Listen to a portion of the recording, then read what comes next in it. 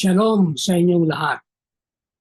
Ganito ang sabi ng Panginoon sa inyo, sapagkat hindi galing sa tao ang sandatang ginagamit namin sa pakipaglaban, kundi galing sa Diyos, na may kapangyarihang magwasak kahit ng mga kuta. 2 Corinto 10:4. Welcome po sa Good and Faithful channel dito sa YouTube. Dalangin kong maging pagpapala ito sa iyo tuwing ikaw ay magbubukas at manunood. Ang pangunahing mapapanood mo ay ang pagtatalakay ng lingguhang Sabbath School lesson. Darating ang araw na madaragdagan ito ng mga serye ng pag-aaral sa iba pang paksa tungkol sa pagiging katiwala ng Diyos. Paano magsagawa ng kapayapaan samantalang nilalabanan ang prinsipe ng kadiliman? Ang liham ni Apostol Pablo sa mga taga-Efeso. Bago tayo pumalaot ay manalangin muna tayo. Panginoong Diyos, Ama namin, aming hinihingi ang katuparan ng sinabi mong aking ipapaalam at ituturo sa iyo ang daan na dapat mong lakaran. Papayuhan kita na aking mga mata ay nakatitig sa iyo. Salamat po sa ngalan ng inyong anak. Amen.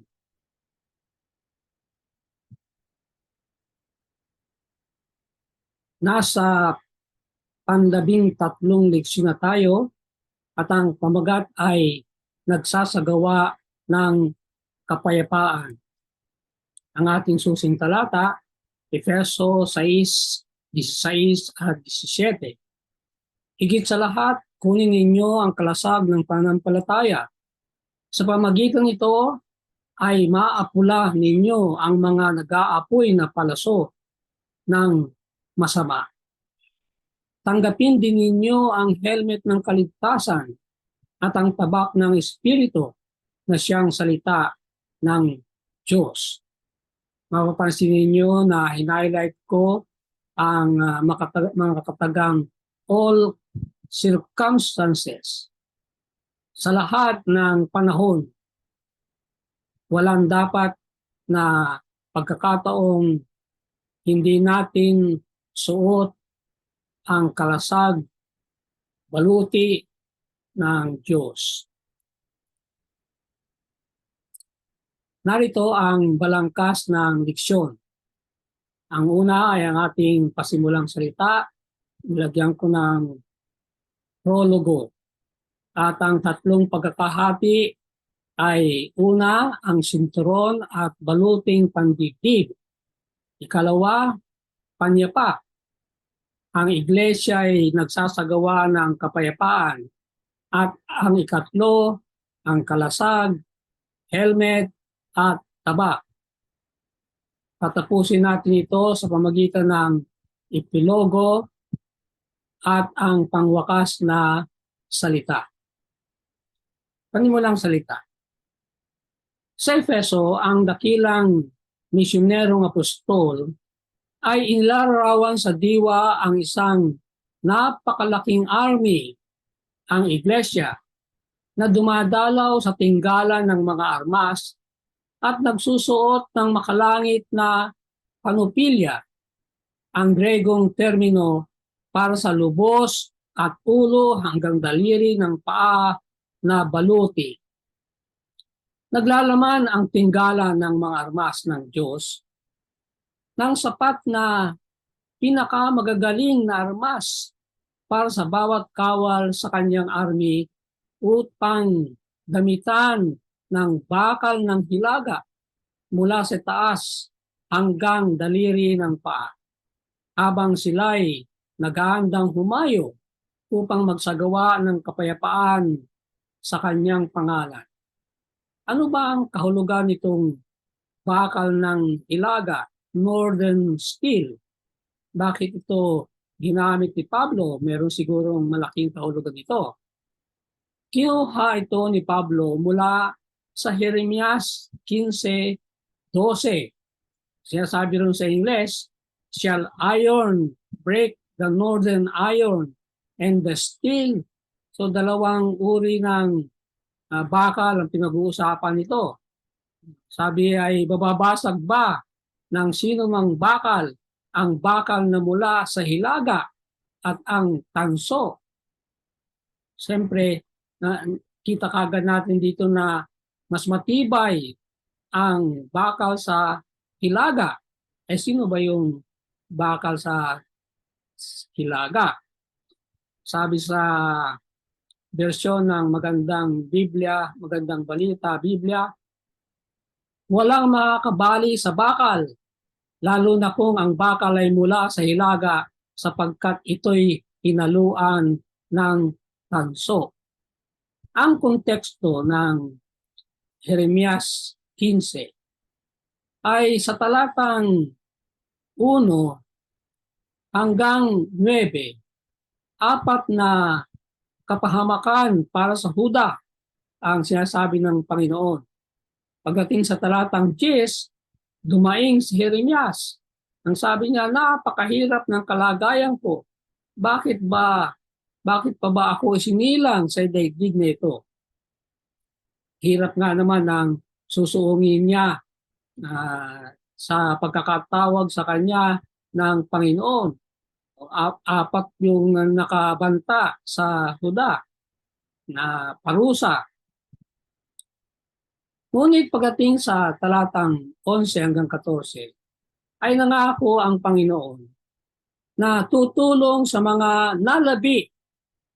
Subalit, ang Huda ay walang laban sa Babylonia. Yan ang bakal mula sa hilaga. Yan. Pagkat ang pinakamainam na bakal noong panahong yon, ika-7 siglo, ay mula sa rehiyon ng Black Sea. Kaya nga, ipinakikita ni Pablo na ang baluti ng Diyos na ipasusuot niya sa atin ay mula sa pinakamatibay na bakal na ganun siya magbigay.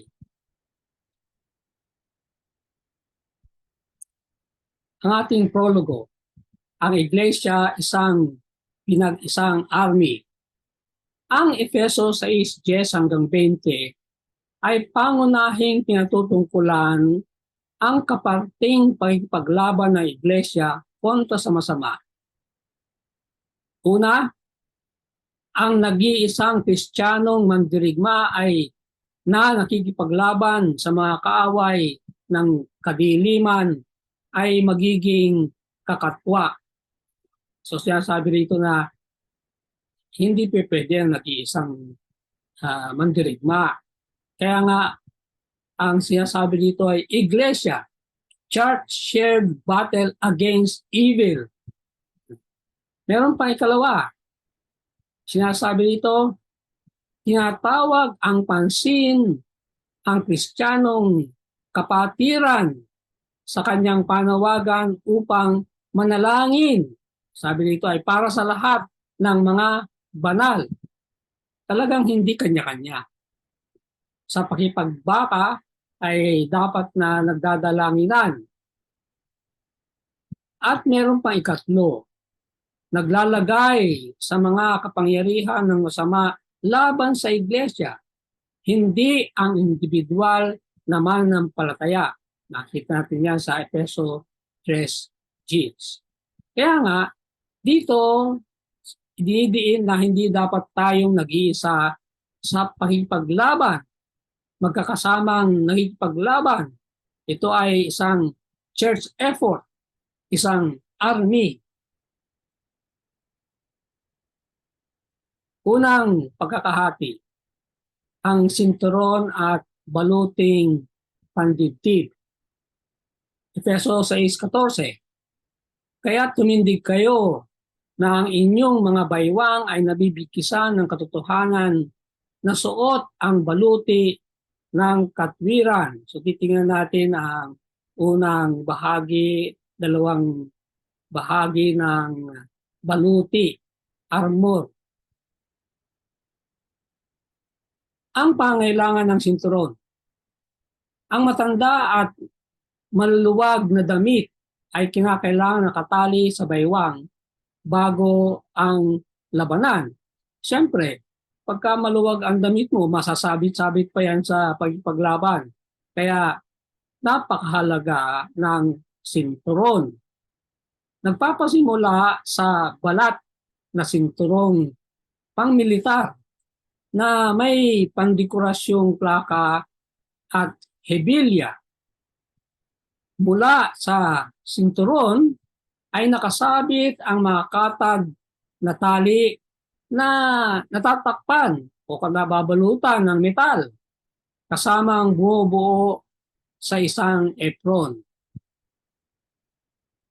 Ito'y nagsisilbing mahalagang gamit para itali ang damit at pinagsama-samang sa isang lugar ang iba pang kasangkapan. So napakahalaga ng sinturon. Hindi lang basta dekorasyon yan. Maraming gamit. Unang-una ay tinatalian ng damit, ang hindi makakasagabal sa labanan, at doon sa sinturon nakasabit ang maraming mga gamit sa pagdigma. Tingnan natin ang spiritual na katotohanan mula rito. Ang spiritual na katotohanan sapagkat ang sabi rito ay ang sinturon ng katotohanan, the belt of truth. Hindi pag-aari ng manampalataya ang katotohanan. Ito'y isang regalo ng Diyos. Hindi maaari na ang katotohanan ay likas na nanggagaling sa atin. Tayo ay makasalanan, pinanganak sa kasalanan. Anong katotohanan ang manggagaling sa isang katayong yan? Hindi. Ang Diyos lamang ang katotohanan. Sinabi ng kanyang anak, ako ang katotohanan. I am the way, the truth, and the life. Hindi ito, gayunman, mananatiling hindi konkreto. Isang malayong yaman na walang anumang pagbabagong anyong aapekto sa kanilang buhay. Mananatiling abstract, hindi nakikita, hindi dapat ganon. Pagkat ang katotohanan, bagamat hindi natin talaga nakikita yan, walang forma, makikita natin yan sa pagbabagong mangyayari sa atin, yung transformation, pagbabago sa ating mga buhay. Kanilang ibibihis ang katotohanan ng Diyos upang maranasan at magamit ang banal na regalo. Magiging kapaki-pakinabang lamang ang katotohanan kung mararanasan. At hindi lang mararanasan, ginagamit ang katotohanan. Sila'y hindi gaanong nagmamay-ari. Kanilang ibibihis ang katotohanan ng Diyos upang maranasan at magamit ang banal na regalo.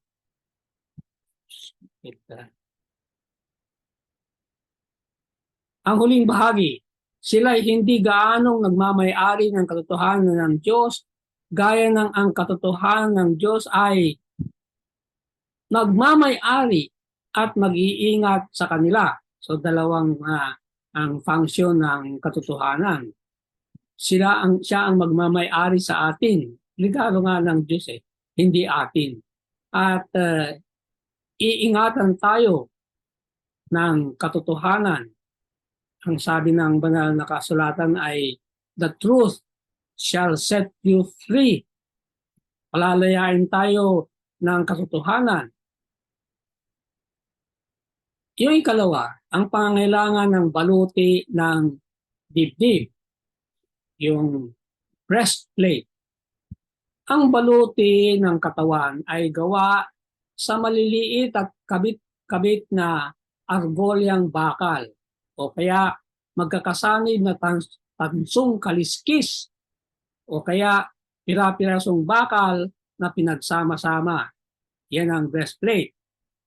Itong baluting pangdibdib ay pamproteksyon sa mahalagang organo mula sa mga hampas at ulos ng kaaway. Kaya napakahalaga niyan sapagkat ang dibdib ang pinakamalaking bahagi ng ating katawan na maaaring puntiryahin sa labanan. Kaya kinakailangan may breastplate. Mahalaga yan na pananggalang mismo. Ang mga manampalataya, anong spiritual na matutunan natin, ay mararanasan ng spiritual na proteksyong inaalok ng nag-iingat ng kaloob ng katwiran ng Diyos.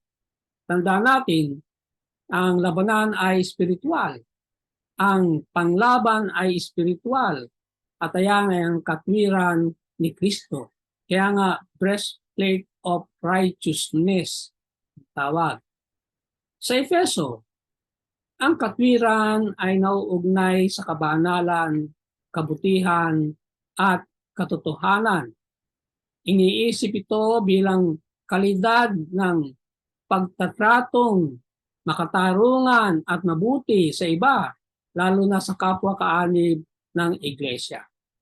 Sinasabi dito na ang katwiran ng Diyos ay nasa atin kapag ang trato natin sa kapwa, lalo na sa mga kapatid sa iglesia, ay makatarungan at mabuti. Tandaan natin na ang mga kaanib ng iglesia ay kapwa nating sundalo ng Diyos. Hindi naman maganda na ang mga sundalo ay sila ay nag-aaway. Paano mananalo sa labanan? Kaya mahalaga ito.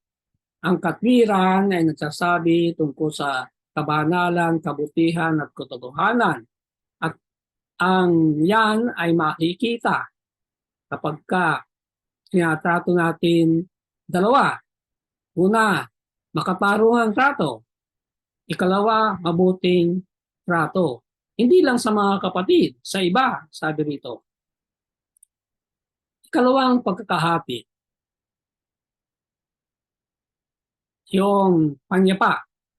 Ang iglesia ay nagtataguyod ng kapayapaan. Yun ang title ng ating leksyon. Efeso 6:15. Sa inyong mga paa ay suot ang kahandaan ng ebanghelyo ng kapayapaan. Preparation of gospel of peace. Kaya sapatos ng kapayapaan, pangyapak ng kapayapaan. Ang pangangailangan para sa pangyapak. Isang sapin-sapin na swelas na nagtatampok ng matibay na mga pakong malaki ang ulo. Ito yung translation ng hobnails. Tinutulungan ang kawal na tindigan ang kinatatayuan at tumindi. Sa matatag na pagtayo, kinakailangan ang maayos na sapatos. Nakapanood ako noon ng boxing na yung boksingero, pero may nadudulas. Hindi naman nasusuntok. Pero may nadudulas, napapahiga. Nung alamin nila, yung sapatos niya ang problema. Kaya napakahalaga ng maayos na sapatos sa matatag na pagtindi. Itong pangyapak militar ay ipinapaliwanag sa lengguwahe mula sa Isaiah 52:7 na ipinagdiriwang ang sandali kapag ang isang mensahero ay nagdadala ng balita na ang laban ni Yahweh sa kapakanan ng kanyang bayan ay napanalunan at ang kapayapaan ay naghahari na ngayon. Yun pala ang papasok ang kapayapaan. Anong kinalaman ng sapatos dyan? Sabi kasi sa Isaiah 52:7, napakaganda sa mga bundok ang mga paa niyong nagdadala ng mabuting balita na naghahayag ng kapayapaan. Yun, yun ang koneksyon ng kapayapaan. Kapag ka nanalo sa paglabanan, merong nagre-report. Yung hari ay naghihintay sa kanyang trono, ay merong susugo mula sa larangan ng digmaan. Tumatakbo yan. Tandaan ninyo yung si David nung araw na hinihintay niya ang report ng gera sapagkat ang kanyang anak, si Absalom, ay kinakalaban siya. Sabi niya sa kanyang masundalo, ingatan ninyo ang aking anak. Namatay. Ganyan. Nung naghihintay siya ng report, merong tumatakbo. Sabi niya ng kanyang tao. Sino? Hindi malayo pa, hindi pa masino. Nung palapit ay, si ganon.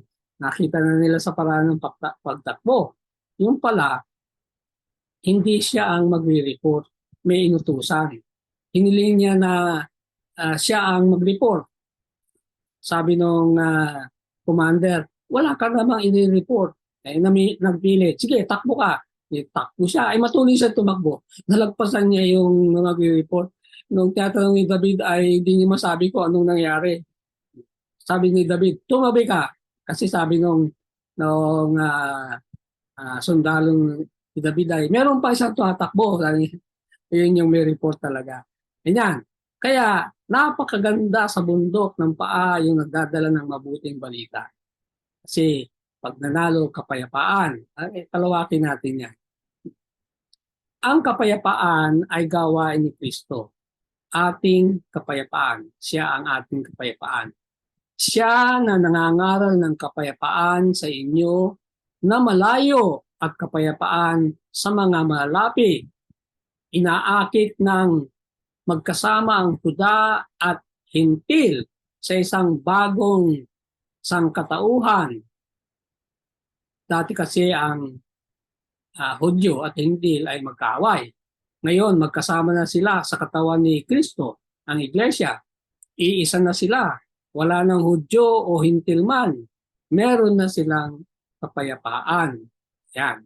Yan ang mukha na ng diskusyon sa kapayapaan.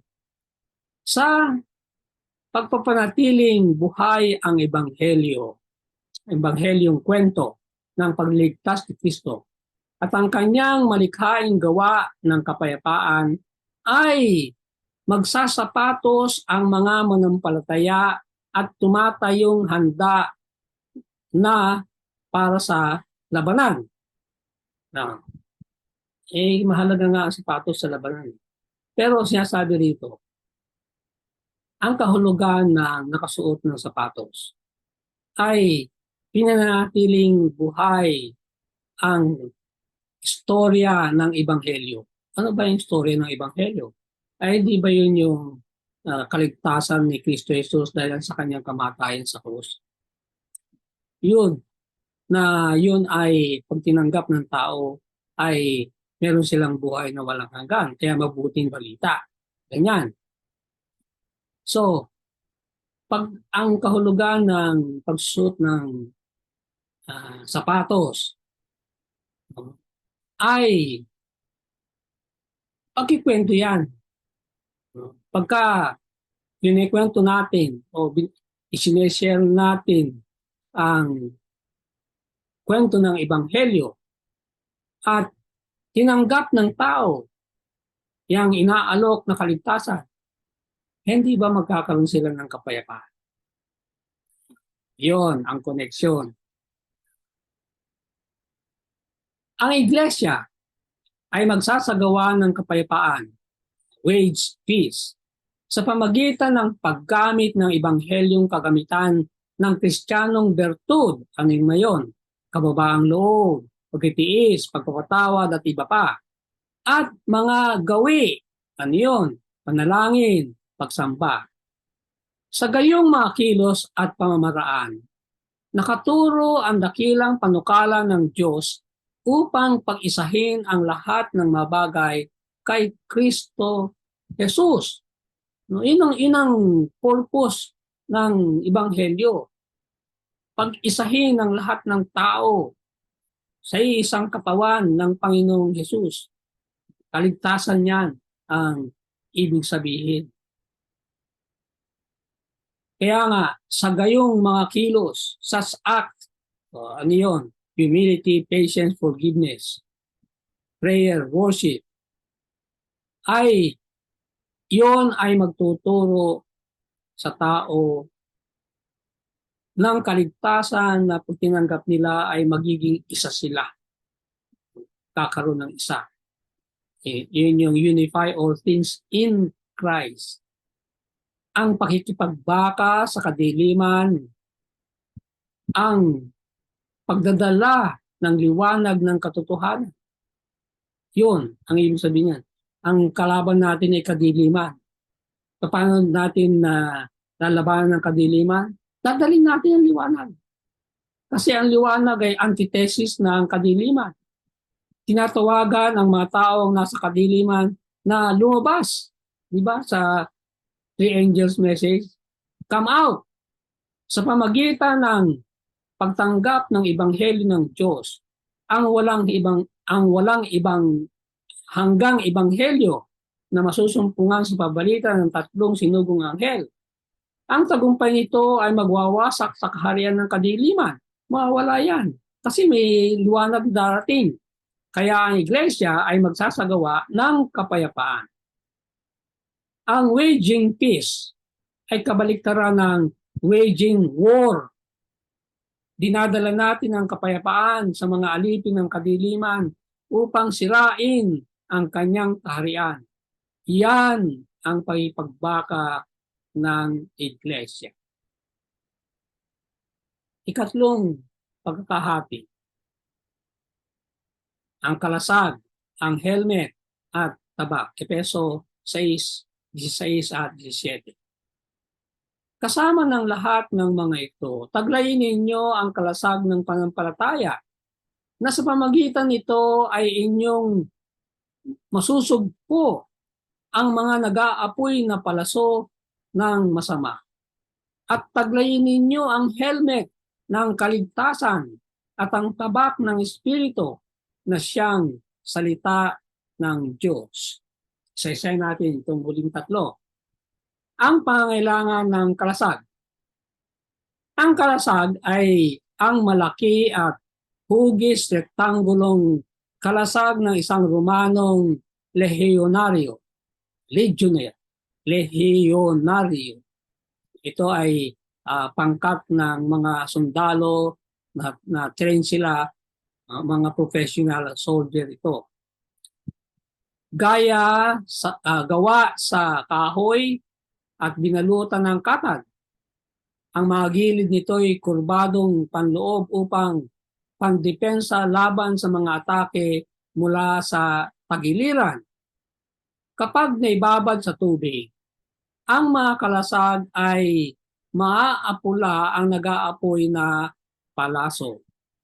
Pinapatay ang mga palasong sinausaw sa alpitran at sinindihan. Ang kalasag ng pananampalataya ay sumasalamin sa gamit ng kalasag sa lumang tipan bilang isang simbolo ng Diyos na pinoprotektahan ang kanyang bayan. Ayun pala ang simbolo ng shield. Kung paano na pinoprotektahan ng sundalo ay kumakatawan niyan sa Diyos na siya ang nagpuprotekta sa kanyang bayan. Nandiyan ang dalawang talata. Ang pagkuha sa kalasag ng pananampalataya ay pagpasok sa kosmikong labanan na may kumpiyansa sa Diyos na lumalaban para sa mga mananampalataya. Yan. Sapagkat ang Diyos ang proteksyon. Pagka nanampalataya tayo na tayo iingatan niya, yun, meron tayong kalasag. Meron tayong shield. Kaya napakahalaga rin yun. nagtutustos ng pinakamagaling na armas at tumitiyak sa tagumpay. No, walang takot ang mandirigmang Kristiyano dahil una, kasama ang Diyos, ang tatlong persona ng pagka-Diyos. Tapos ay suot niya ang baluti ng Diyos. Walang pagkatalo. Ang pangangailangan para sa helmet. Ang pandigmang helmet ng Roma ay gawa sa bakal o tanso.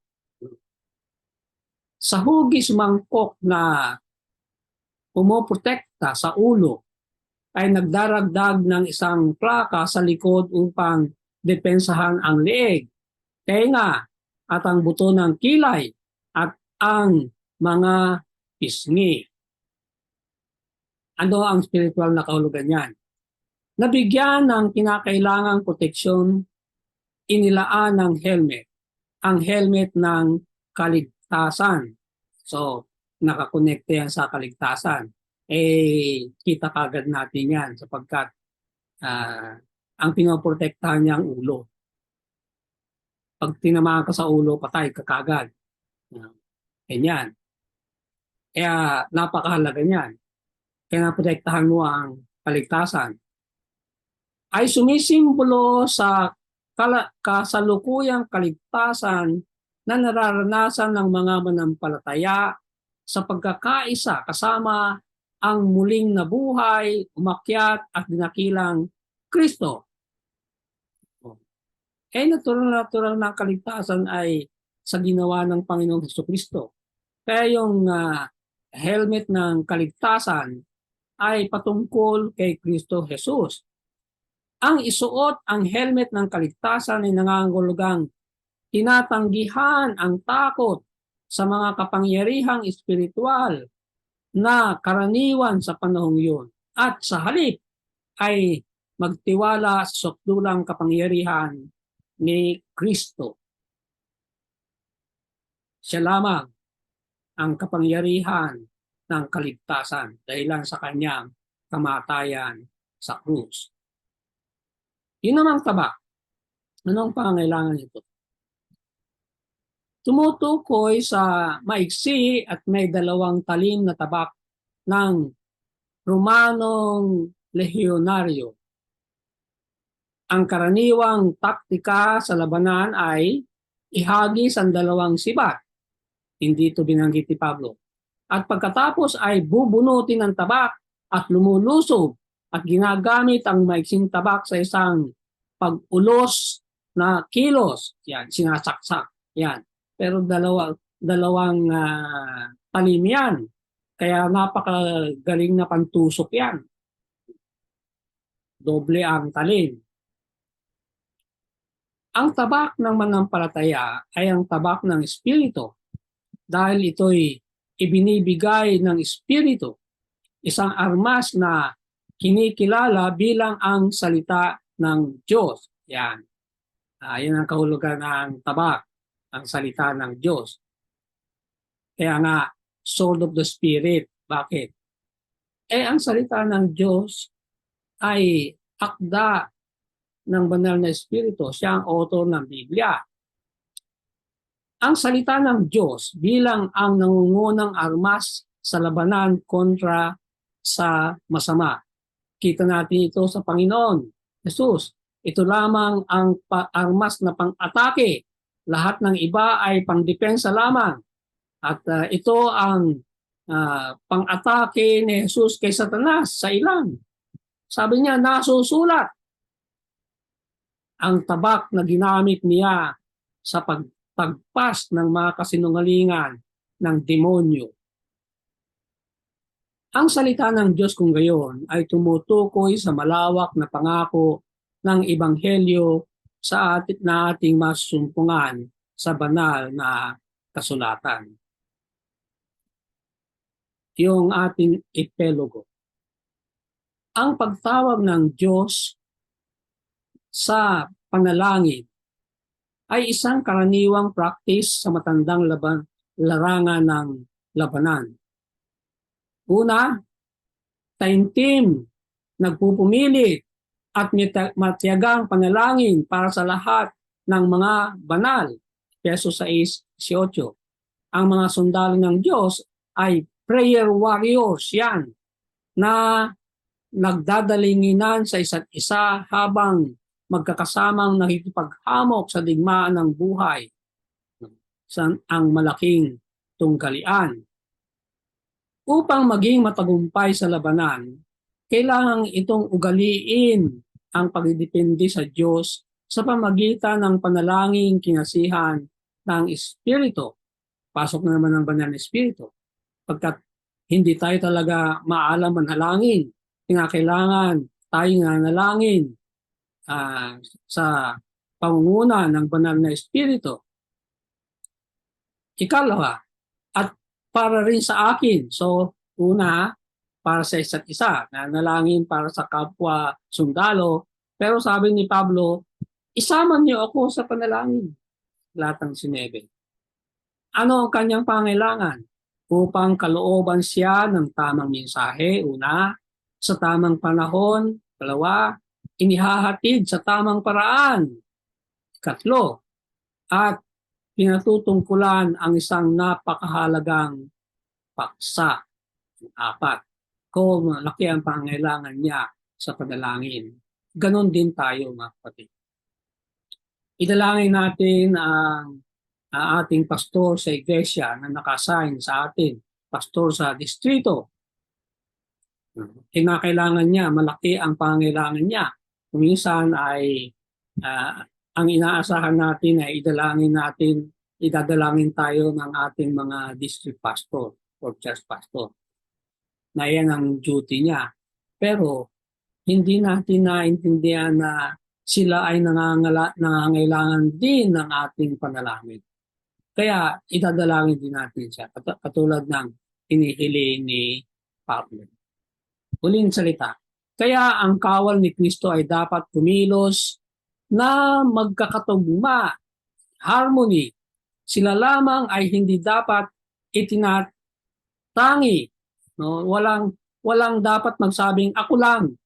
No? Dapat ay sama-sama. Kung gagawin nila ito, ang bayan ng Panginoon sa lugar ng pagiging nasasakdal na pagkakatugma ng isang kaisipan, isang layunin, dapat nandun sila. Pero ano mangyayari? Masusumpungan ang kanilang pagsisikap na walang kwenta. Ang kanilang panahon at ng mga kakayahan ay nasayang. Yan. Talagang ang pagkakaisa ay kalakasan. Ang dalangin ko para sa iyo. Sa ngalan ni Jesus na ating Panginoon at tagapagligtas, aking dalangin na ang pangakong ito'y matupad sa iyo. Huwag kang matakot sapagkat ako'y kasama mo. Huwag kang mabalisa sapagkat ako'y Diyos mo. Aking palalakasin ka. Oo, ikaw ay aking tutulungan. Oo, ikaw ay aking aalalayan ng kanang kamay ng aking katwiran. Amen. Sumayin niyo ang Good and Faithful channel dito sa YouTube. Ako'y patuloy na papasalamat sa mga taong tumutulong upang mangyari ito at makarating ang kaalaman sa marami pa. Malaki ang iyong magiging bahagi sa ministeryong ito kung ikaw ay magsusubscribe kung hindi pa. At kung naging pagpapala ito sa iyo, ay mag-share at mag-like. Napag-alaman ko na ang dami ng like ay panukat ng Google kung ang video ay nagugustuhan ng mga manonood. I-click na rin ang notification bell upang kaagad ay malaman mo kapag ka may bagong video. Ang PowerPoint presentation ay may download mo rin mula sa aking website, clarovicente@weebly.com. Naroon din ang marami pang mga leksyon sa nakaraang higit na 10 taon. Maraming salamat. Magkita tayo sa susunod na linggo.